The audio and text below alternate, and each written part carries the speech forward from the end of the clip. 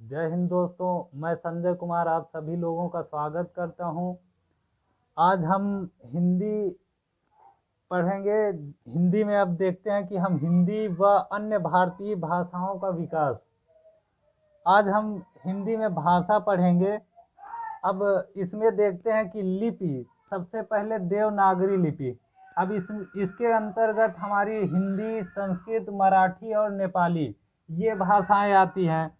और अरबी लिपि में उर्दू भाषा आ जाता है। ब्राह्मी लिपि में हमारा संस्कृत व पाली आ जाता है। और सबसे प्राचीन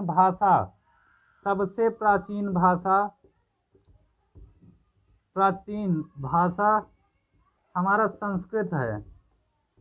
सबसे प्राचीन संस्कृत है। और अधिकतर भाषाओं की लिपि ब्राह्मी है। अधिकतर भाषाओं की लिपि ब्राह्मी है। और ये हम आ जाते हैं हिंदी में। हिंदी हमारा ईरानी भाषा से उत्पन्न हुआ है।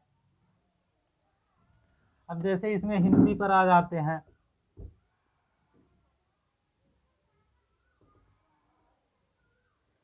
हिंदी हमारा ईरानी भाषा से माना गया है। ईरानी भाषा से माना गया है।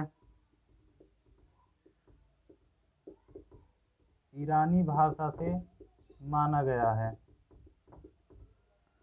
अब ईरानी लोग एक बात और लिख रहे हैं, जैसे ईरानी लोग इसे जैसे सा को हा बोलते थे। सा को हा बोलते थे। और धा को दा बोलते थे। धा को दा बोलते थे। दा बोलते थे। और इसकी उत्पत्ति सबसे पहले सिंधु सबसे पहले सिंधु बना। और सिंधु से हिंदू, फिर हिंदू से हिंद, और हिंद से हिंदी। ये हमारा हिंदी उत्पत्ति लिख गया है। अब हम ये देखते हैं कि सबसे पहले हिंदी का प्रयोग किसने किया था। अब हम यहाँ पर लिख रहे हैं कि सबसे पहले हिंदी का प्रयोग किसने किया था। तो सबसे पहले हमारे अमीर खुसरो ने हिंदी का सबसे पहले प्रयोग, हिंदी का प्रयोग सबसे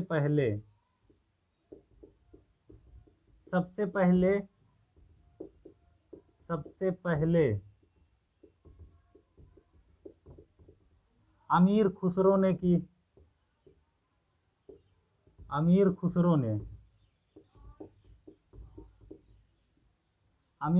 ने की। और इन्हें तोताए हिंद बोला जाता है। अमीर खुसरो को तोता ए हिंद बोला जाता है। तो आप लोगों को इतना पता चल गया है। अब रूप के आधार पर हिंदी वियोगात्मक और विशिष्ट है। रूप के आधार पर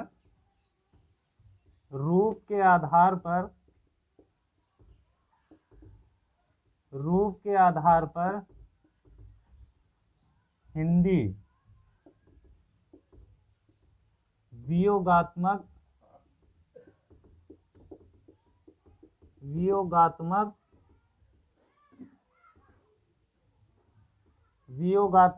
और विशिष्ट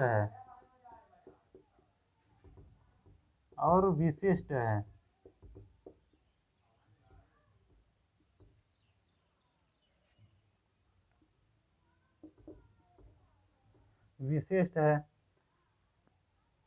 अमीर खुसरो ने हिंदवी को हिंदी नाम दिया था। तो हम थोड़ा अगला क्वेश्चन या अगली जानकारी देखते हैं। तो यहाँ हम देखते हैं कि हिंदी का उदय अपभ्रंश से हुआ है। हिंदी का उदय अपभ्रंश से हुआ है। अपभ्रंश से हुआ है।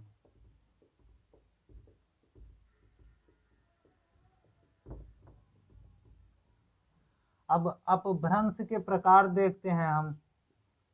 अपभ्रंश के प्रकार। अपभ्रंश के प्रकार देख लेते हैं। अब जैसे हमारा पहला हो गया सौरसेनी अपभ्रंश। सौरसेनी अपभ्रंश। फिर उसके बाद हो गया मगधी।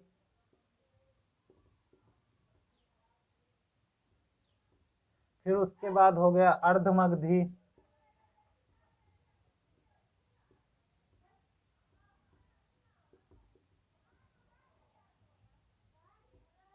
अर्धमगधी हो गया। फिर उसके बाद हमारा हो जाएगा महाराष्ट्री।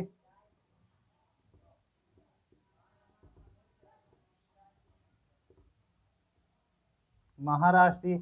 फिर उसके बाद आ जाएगा हमारा खस अपभ्रंश। फिर उसके बाद हमारा आ जाएगा ब्राचंड।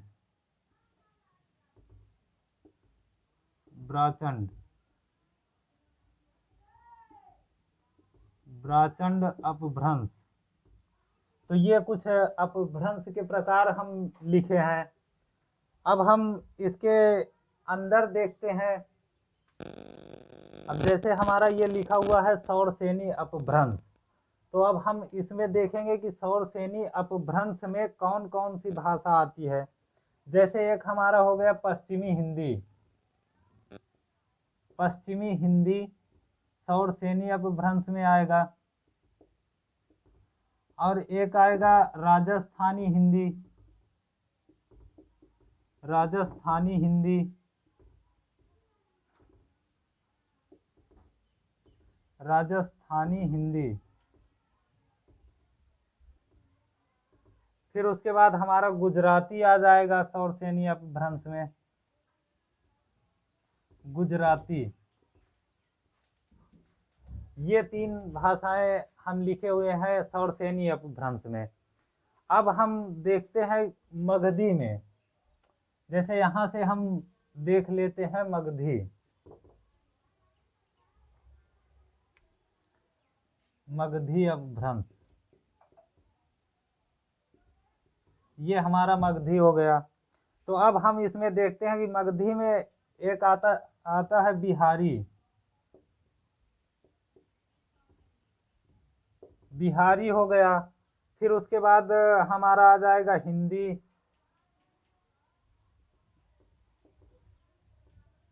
हिंदी। फिर उसके बाद बांग्ला। बांग्ला। फिर उसके बाद आ जाएगा उड़िया।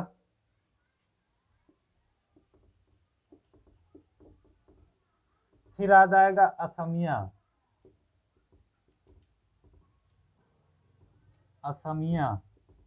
तो ये आप लोग देख रहे होंगे। अब हम थोड़ा सा देखते हैं। जैसे मगधी हो गया, सौरसेनी हो गया, अब अर्ध मगधी देख लेते हैं।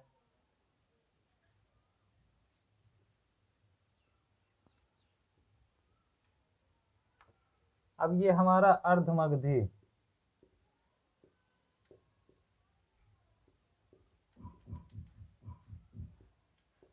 अब इसके अंतर्गत कितने आते हैं।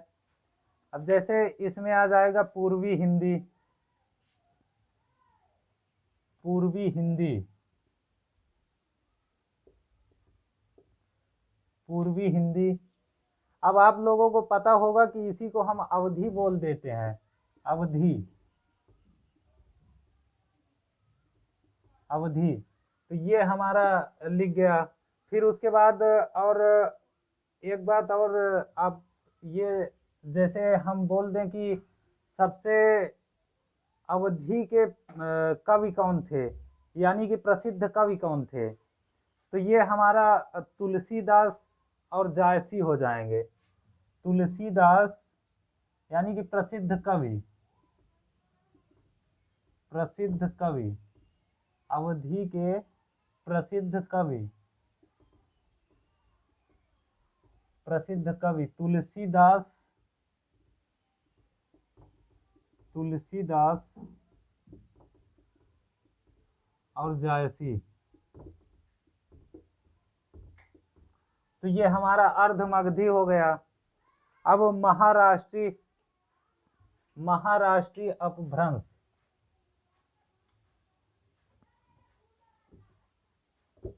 महाराष्ट्रीय अपभ्रंश,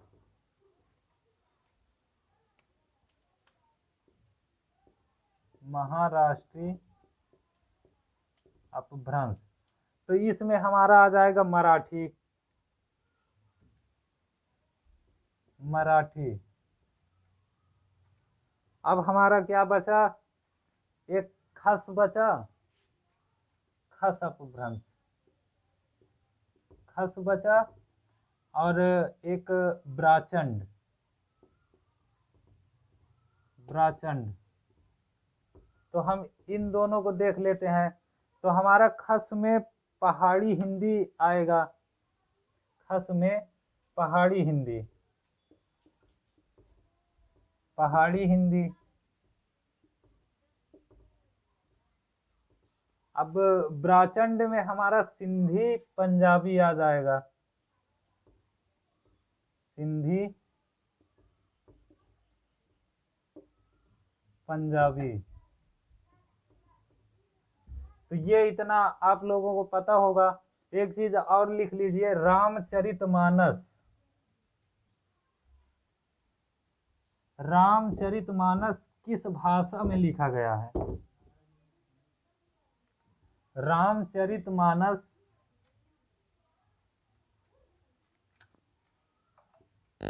रामचरितमानस, मानस किस भाषा में लिखा गया, किस भाषा में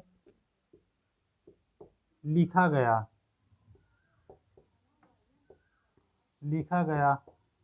तो ये हमारा अवधी भाषा में लिखा गया है, अवधी भाषा, अवधी। तो इस वीडियो में हम यहीं तक रखते हैं। बाकी हम इसके प्रकार नेक्स्ट वीडियो में लेकर आएंगे। तब तक के लिए जय हिंद।